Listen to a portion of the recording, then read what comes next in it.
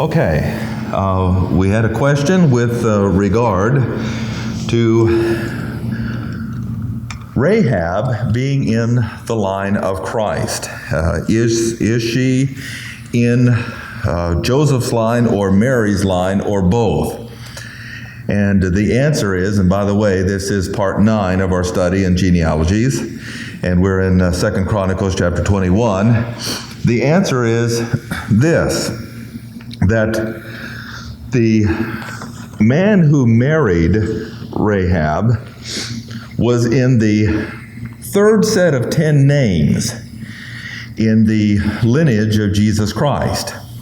The line does not split until after David. Then it splits. And she comes into the line here in the 9th name, listed in that third of the 10. And Solomon married Rahab.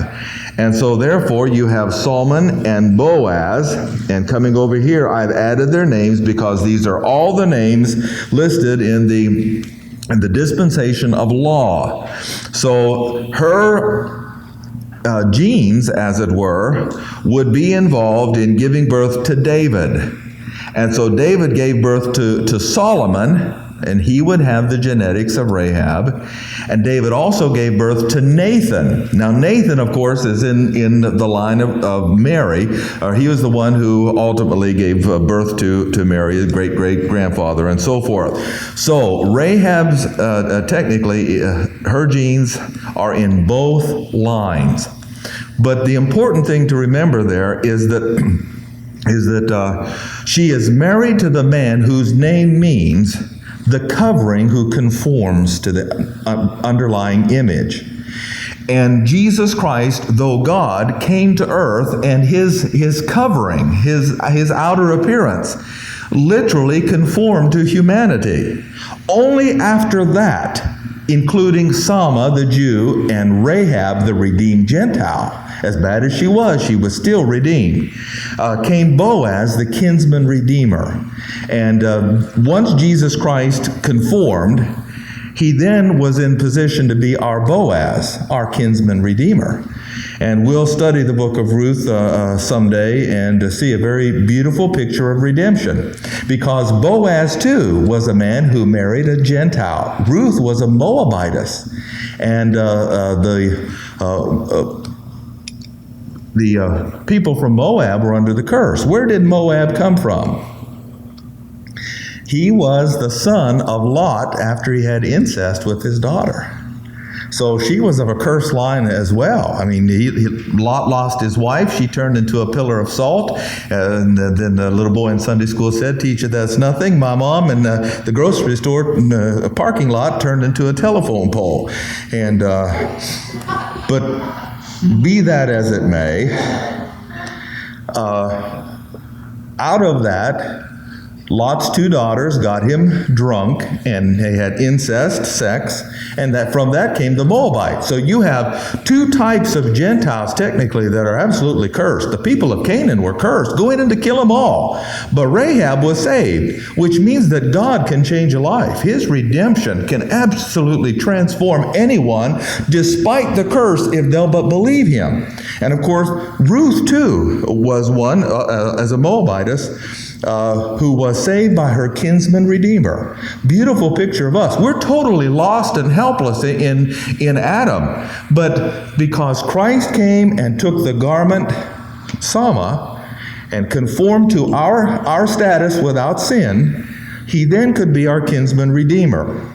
Okay, now what we have been doing is talking about the names in the line of Christ. The first list we have called, the first 10 names, the purebred line. The second we have called the blessed line, doubly blessed.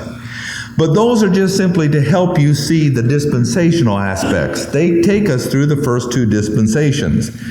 Then we start with the registered line and the royal line. The royal line actually only goes back to Abraham. The registered line goes all the way back to Adam. But be that as it may, the names are the same in both these lines, with some exceptions. God let them in the registered line to let us know that they were there. But when it came time for him to write down who was to be counted as in the royal line, he removed their names. Now we saw that there was a 4-generation curse from Jehoram. Though his name is included, 3 names are removed: Ahaziah, his son; Joash, his son; and Amaziah, his son. All right? Also, we're going to go over here and see a fellow by the name of Jehoiakim. His name is removed as well. Now, the thing that's interesting is that he had a son by the name of Jeconiah, or as we have it listed here, Jehoiachin. He is also named Coniah. See, that's where a lot of people reading the Bible go astray. They don't realize that some of these names have been changed. And Jeconiah is one who has a terrible curse on his line. We'll study him tonight. Then Pedaiah also has his name removed from the royal line, and there's a reason for that. It's not that he was a bad man necessarily, that he had his name removed. Okay, we better get going here and see the first 3 men whose names were removed. In 2 Chronicles, chapter 21.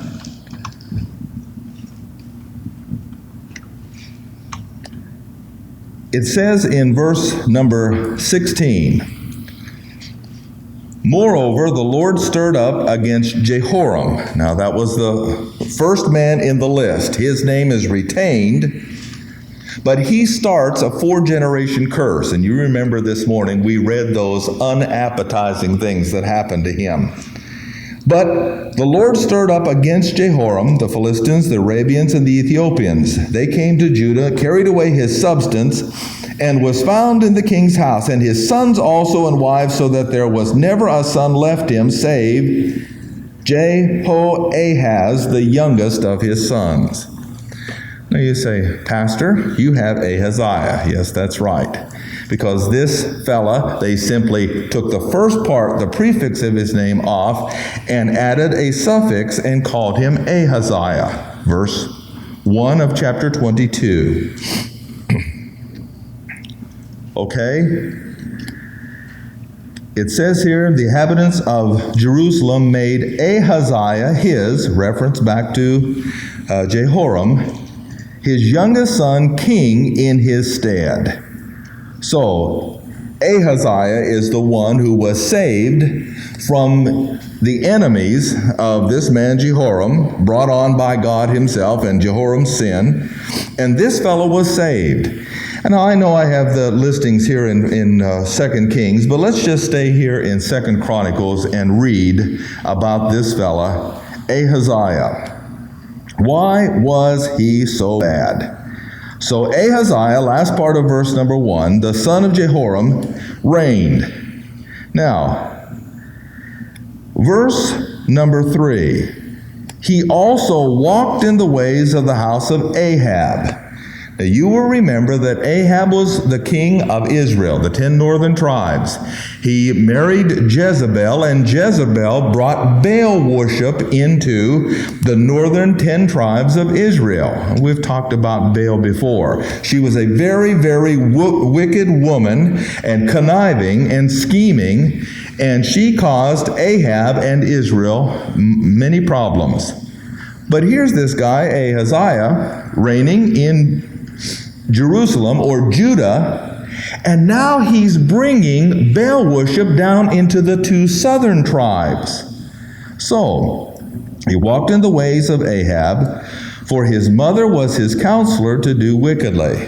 You see, it's not always good to listen to mom and dad if they are counseling you against the Lord. Yes, we honor them. Yes, we love them. But you've got to stand upon your own 2 feet sometimes and just simply say, I'm going to follow the Lord. Wherefore, he did evil in the sight of the Lord, like the house of Ahab. for they were his counselors after the death of his father. Okay, so anyway, Ahaziah was a very wicked king. What happened to Ahaziah? Verse number 9. And he sought Ahaziah. Who was the he? Back to verse 8, Jehu. Now, Jehu, we could name our illustrious sound engineer back there Jehu, because Jehu has the distinctive title of being known as he who driveth furiously. Jehu was the man who in his chariot drove furiously.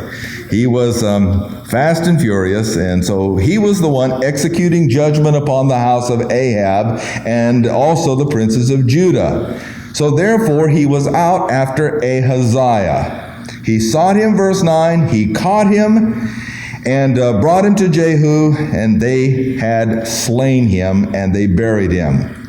Therefore, last part of verse 9, the house of Ahaziah had no power to keep the kingdom, except for this.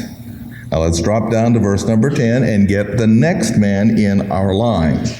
The next man's name is Joash. Okay. But when Athaliah, the mother of Ahaziah, saw that her son was dead, she arose and destroyed all the seed royal of the house of Judah. Now, you realize here we're narrowing some things down here with regard to this royal line. That's just what it says. There isn't anybody left.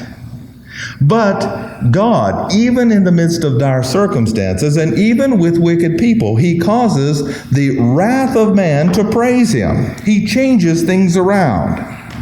So therefore, Jehoshabeath, the daughter of the king, took Joahaz, the son of Ahaziah. Now, this is important. This is how God spared the royal line, and yet at one of the same time judged this man. He should have been grateful,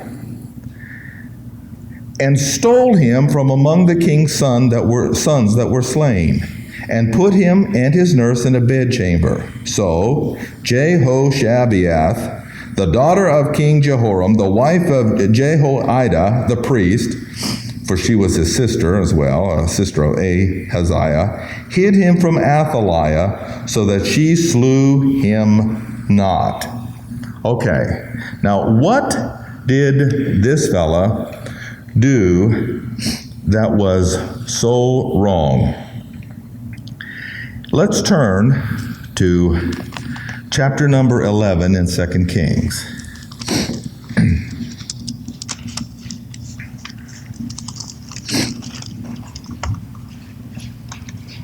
Chapter 11 in 2 Kings.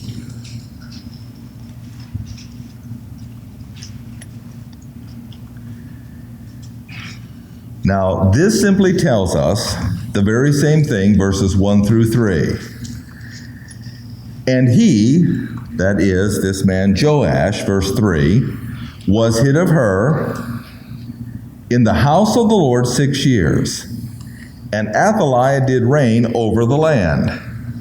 Now let's drop down to chapter 12, verse 1.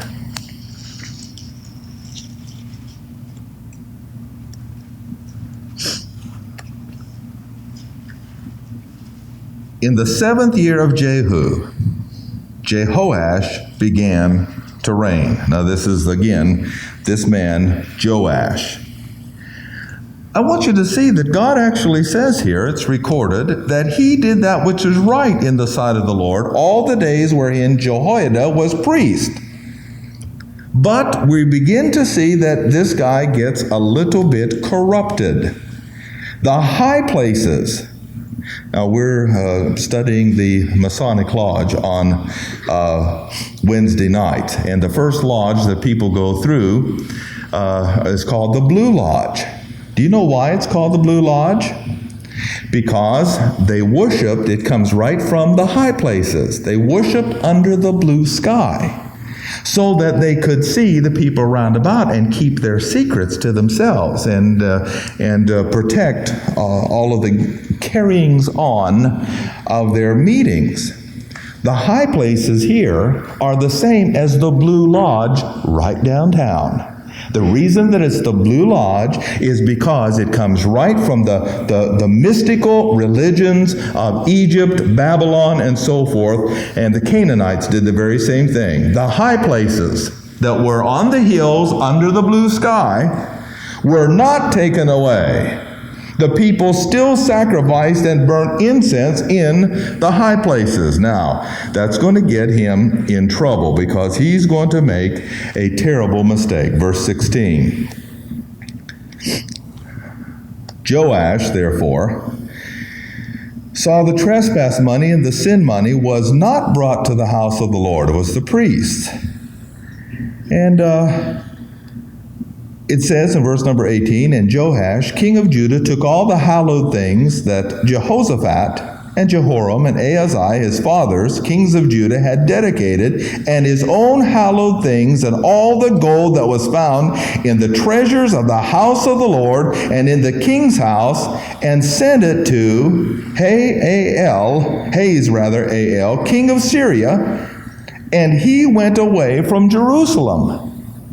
He paid bribe money. Don't fight against me. Don't come against me. I'll bankrupt the Lord's house. I'll give you everything in my house if you just won't fight me. And the reason was he was afraid to stand up against sin in his own country and for the Lord. Now, what happened? Verse 20. Each and every one of these men from Jehoram on died horrible deaths. His servants arose and made a conspiracy and slew Joash in the house of Milo.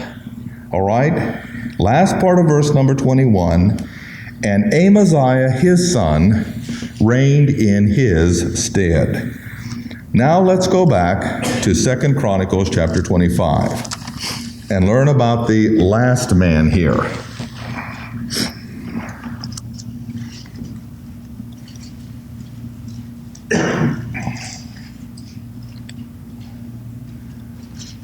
Let's look at verse number 1. Amaziah was 20 and 5 years old when he began to reign. Verse 2. He did that which was right in the sight of the Lord.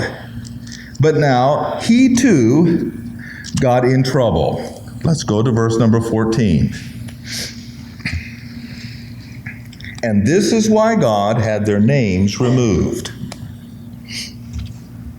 2 Chronicles 25:14. Now it came to pass after that Amaziah was come from the slaughter of the Edomites that he brought the gods of the children of Seir and set them up to be his gods. Now you would think, after seeing God's blessing and his protection and his provision in their lives and in the lives of the family and so forth, how God spared and protected, that these men would be wise enough to stick with the system Jehovah God had provided. I mean, after all. But instead of doing so, he brought up their gods and bowed himself before them and burnt incense to them. Wherefore the anger of the Lord was kindled against Amaziah, and he set him a prophet. Why hast thou sought after the gods of the people which could not deliver their own people out of your hand? I mean, I gave you power to destroy them because they were looking to other gods. You take those impotent, powerless gods, bring them back and worship them. How crazy. Pretty dumb. And yet that's exactly what he did. And so, verse number 20, but Amaziah would not hear, for it came of God that he might deliver them into the hand of their enemies, because they sought after the gods of Edom. Now, what happened to this man, Amaziah? Verse number 27. Here is his death. Now, after the time that Amaziah did turn away from following the Lord, they made a conspiracy against him in Jerusalem. He fled to Lachish, but they sent to Lachish after them and slew him there. All right. So we finally have the four names, the three of which are removed, coming under the four-generation curse started by Jehoram. These are not found in the royal line of Matthew, though they are found in the registered line of 1 Chronicles. Okay, let's turn to 2 Kings.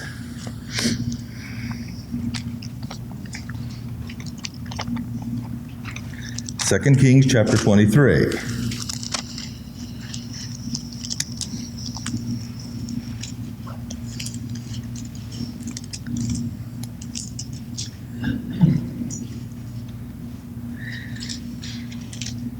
Now here is a fellow by the name of Jehoiakim. His name wasn't originally Jehoiakim. His original name was Eliakim. But an Egyptian pharaoh renamed him Jehoiakim. Verse number 31. Jehoahaz was 23 years old when he began to reign. Verse 32. He did that which was evil in the sight of the Lord, according to all that his fathers had done. Again, keeping in good stand with the four-generation curse. But Pharaoh Necho put him in bands at Riblah in the land of Hamath, that he might not reign in Jerusalem. And, verse 34, Pharaoh Necho made Eliakim, the son of Josiah, king in the room of Josiah his father, and turned his name to Jehoiakim. That's how he got his name. Now, what did he do wrong? Why is his name removed? Because it is in the royal line. Jehoiakim gave the silver and the gold to Pharaoh, but he taxed the land to give the money according to the commandment of Pharaoh. He exacted the silver and the gold of the people of the land, every one according to the taxation of Pharaoh Necho. Jehoiakim was 25 years old when he began to reign. Verse 37, therefore, because he was instead, the one fellow, Joash there, I believe, sent money to the king of Syria. This fellow was bankrupting the land, sending it to the king of Egypt so that they wouldn't have war instead of standing up and fighting. He did that which was evil in the sight of the Lord. Therefore, verse 6 of chapter 24, Jehoiakim slept with his fathers, and Jehoiachin. Now that brings us to this guy. Jehoiachin is also called Jeconiah, and then they also shortened it simply to Coniah. Let's look at his curse in the book of Jeremiah.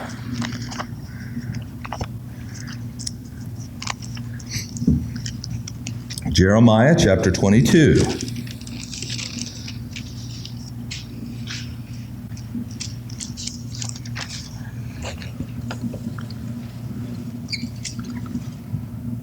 Now, why is this important? It's important because in the royal line, from this person, remember his father, Jehoiakim, had his name removed for doing pretty much what these other men, his forefathers, had done. He had sinned just like they did. Now, his son, then, though his name is retained, it's retained there to let us know that no one from here on, including Joseph, could sit upon the throne in actuality. They had a legal right because they were the descendants of Solomon. And God actually promised it to Solomon. But God was going to get it around this promise to Solomon and go back to David and give it to David, or David's greater son, through the line of Nathan. Solomon's line, that royal line, has names removed, and Jehoiachin curses the line from him through the 400 silent years to Joseph. Now, here's where the curse comes. Chapter, where am I here in my notes? Chapter 22 of Jeremiah and verse number 24. As I live, saith the Lord, though Coniah the son of Jehoiakim, king of Judah, were a signet upon my right hand, yet would I pluck thee hence. Now I want you to note that, because in just a few minutes, we're going to look at a fellow by the name of Zerubbabel. And of course, I've told this before, and that's how we know that there was tennis and racquetball mentioned in the Bible, when Eliashim served in the courts of Zerubbabel. And that's found there. It is. Baseball is found there, in the beginning, and so forth. Okay, all right. We'll come back to the sublime.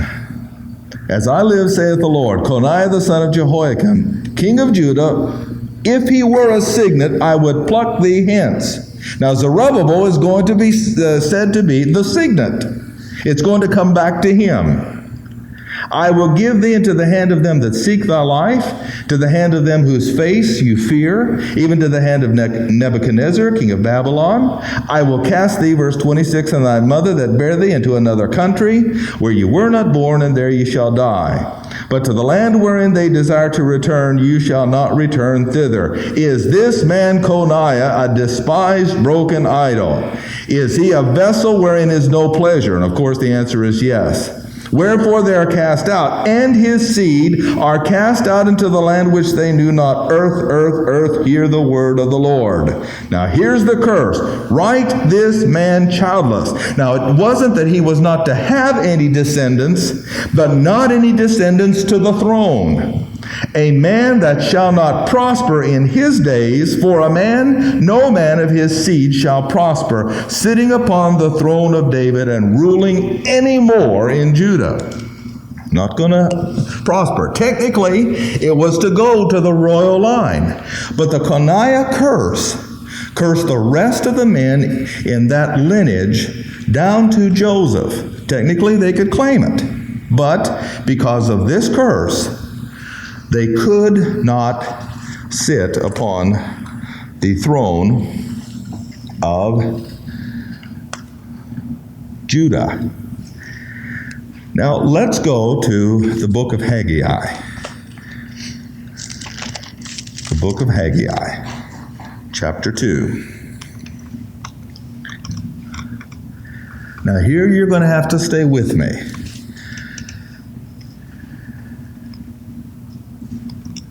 What I'm going to do is take us down to Zerubbabel. And I'm going to show you that we've got a problem. It is the biggest problem in the genealogies of Christ. We'll call it, for the sake of having a point that we want to make, the Salathiel and the Pedaiah problem. Actually, we could add some more names there that are going to cause us just a little bit of anxious moments here unless we figure out what it is that's happened. Now, what we want to see is that Zerubbabel is mentioned in the registered line, in the natural line, and in the royal line.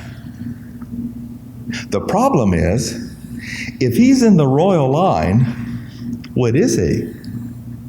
Cursed. How can this be? How can his name be listed in the royal line without him being cursed too? Because he's also in the natural line. His name is listed there. And his name is listed in the registered line as being a son of whom? Coniah. Coniah, it says, was his daddy. And yet Zerubbabel, remember, any man from Coniah on, Zerubbabel is listed in all three lines. We've got a problem here. Why? Because if Zerubbabel is in this line, well, then the registered line is cursed. If he's in the royal line, we already know that that's cursed. And he's also listed in the natural line. We've got a problem. Why is it we have a problem? Because it says, verse 20, Haggai 2. And again the word of the Lord came to Haggai, Speak, verse 21, to Zerubbabel, governor of Judah, saying, I will, I didn't mean Zerubbabel was Jeconiah was his father, but Zerubbabel is listed in the line of Jeconiah, his great-great-great-grandfather. I will overthrow the thrones and kingdoms, destroy the strength of the kingdoms of the heathen. I will overthrow the chariots and those that ride in them, the horses, the riders, everyone by the sword of his brother. In that day, saith the Lord of hosts, I will take thee. Now you remember he just said to Coniah, if you were a signet on my hand, I'd pull off the ring and throw it away. But I will take thee, Zerubbabel, my servant, the son of, now we've got the son of Shealtiel, which is just another spelling for Selathiel, and will make thee as a signet. For I have chosen thee, saith the Lord of hosts. Okay. Now, here's how the lines are listed in Chronicles. Let's just turn there and read it for ourselves. 1 Chronicles chapter 3.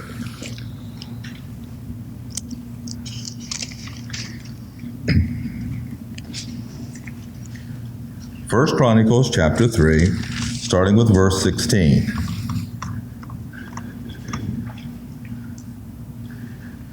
And the sons of Jehoiakim, actually we could go back to verse 15 and pick up the name Josiah.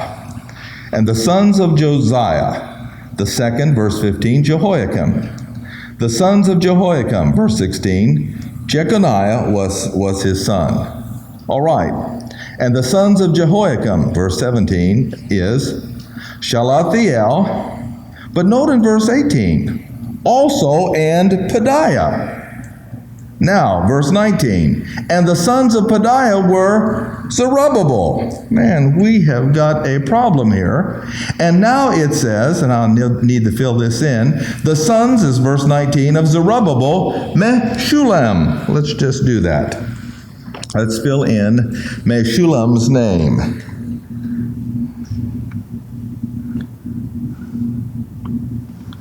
Have that right? Yes. Okay, now this is in the registered line. But I want you to note something. As it lists the sons of Jeconiah, it lists all of them: Asher, Malkaram, Pedaiah, Shenazar, and so forth. But note what it says in back of Salathiel, his son. That's the words I want you to see. You know what that is? His adopted son. Shealtiel was not the direct descendant genetically of Jeconiah. As was the case in in Israel, if a near kinsman died and they had no one to raise their sons, or if they married in another family with the son, they would adopt him. Jesus Christ, in the natural line, in the royal line rather, was he the son of Joseph? He was not. He was the adopted son of Joseph. The words, his son, listing them there in all of the sons of Jeconiah, he's the only one that has this designation behind his name.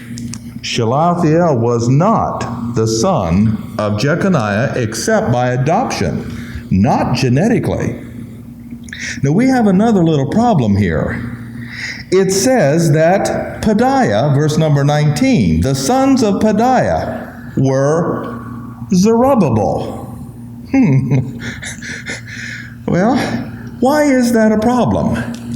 Well, let's turn to the royal line here in Matthew. Matthew chapter 1. Matthew chapter 1, the royal line.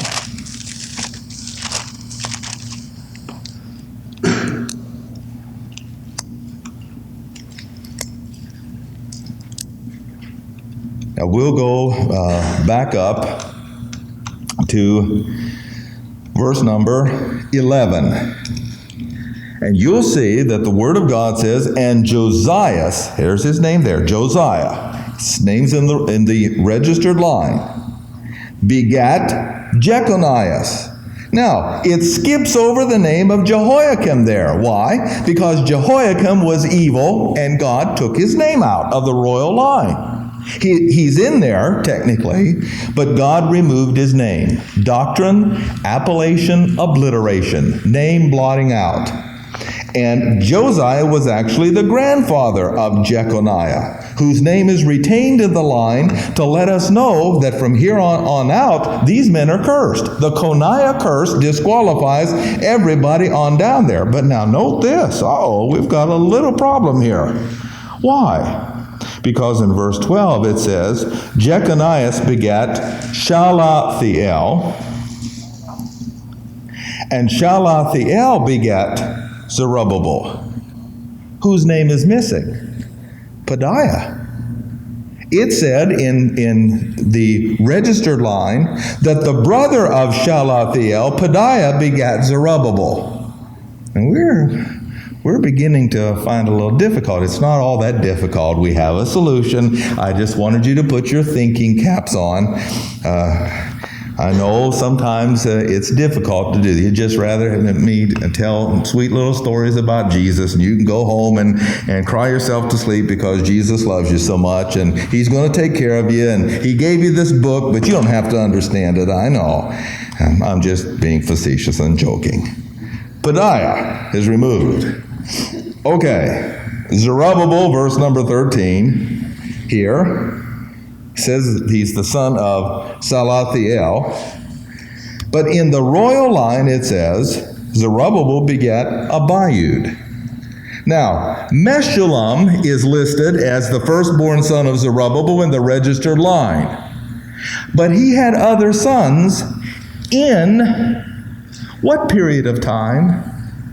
The 400 silent years. Abiud was one of his sons that was to be listed in the royal line in one of the 400 silent years. Okay, stay with me. Let's now go to the natural line. Chapter 3 of Luke.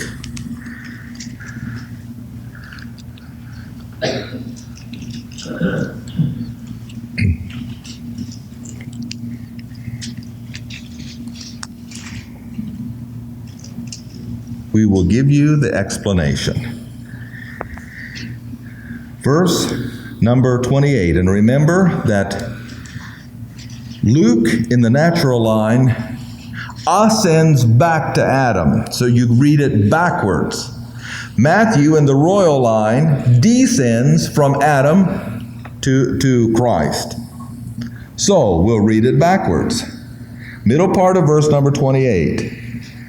And Adai begat, verse 28, Melchi, which begat Neri, which begat Salathiel. Goodness God, couldn't you make up your mind here as to which of these fellows that you're going, so we won't be so confused? Okay. Now, remember, between Salathiel is Pedaiah. But Salathiel is the brother, supposedly, of Pedaiah. And it says that Pedaiah is the one who begat Zerubbabel, but Pedaiah's name's not listed between Salathiel and Zerubbabel. And then the next son of Zerubbabel, Risa. Now, what is the answer to all of this? The answer is that the people in the natural line are the actual descendants of Zerubbabel and Christ. There is no corruption in the natural line. Well, how do you explain this? Very simply.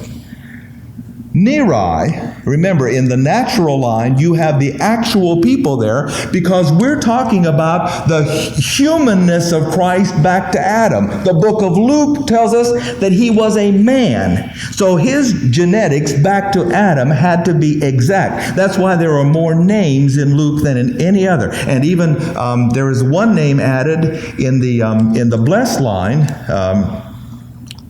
where Arphaxad had Canaan. That's not in any other of the lines, but it is in the natural line of Luke. 75 names all told.